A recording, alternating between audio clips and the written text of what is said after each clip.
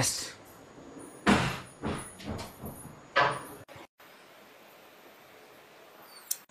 Mummy నాకు ఒక 30,000 కావాలి. నీ దగ్గర ఏమైనా డబ్బులు ఉన్నాయా?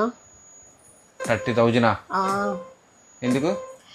ఎందుకంటే కొంచెం మోర్కి వెళ్తాను, ఇంకా కొంచెం షాపింగ్ ఉంది అందుకని. నీ దగ్గర ఏమైనా ఉంటాయి ఇవ్వు. 30,000? 40,000. 30 అడిగితే 40 ఇచ్చా. నీకెలా ఇంత ఫాస్ట్గా? అంటే చాలా రోజులు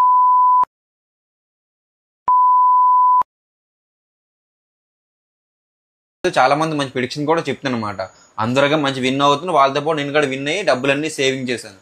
సేవింగ్ చేసి ఇదిగో నీకు 40,000 ఇచ్చాను. సో మళ్ళీ కూడా నేను ఆడుతున్నా కూడా నేను కూడా. సరే మళ్ళీ సంపాదించా, నేను మళ్ళీ షాపింగ్ అడుగుతాను నీకు. ఓకే గైస్, చూసారు కదా. సో మీకు కూడా ఇంట్రెస్ట్ ఉంటాం ఆడి మంచిగా విన్ అవ్వండి. చాలా మంది కూడా విన్ అవుతున్నారు కూడా. ఒకవేళ విన్ అవ్వకపోతే హ్యాపీగా మీరు బయటకు వెళ్ళిపోవచ్చు, ఎందుకంటే బయటకు వెళ్ళరు. మంచిగా విన్ అవుతున్నారు నేను చెప్పే ప్రెడిక్షన్. యూట్యూబర్ నాని మీద నిన్ననే కంప్లైంట్ వచ్చింది.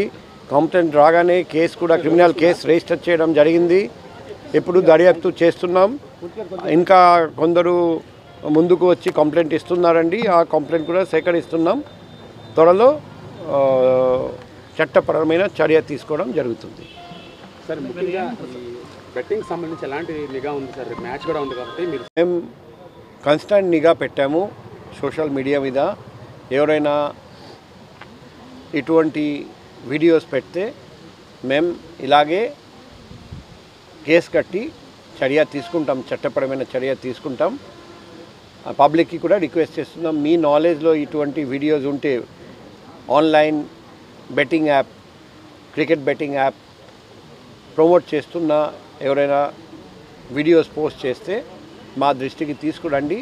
ఎందుకంటే వీళ్ళు ఇన్ఫ్లుయెన్సర్స్, వాళ్ళు సమాజంలో మంచి పని చేయడానికి ప్రయత్నం చేయాలి, కానీ సమాజంలో ఇటువంటి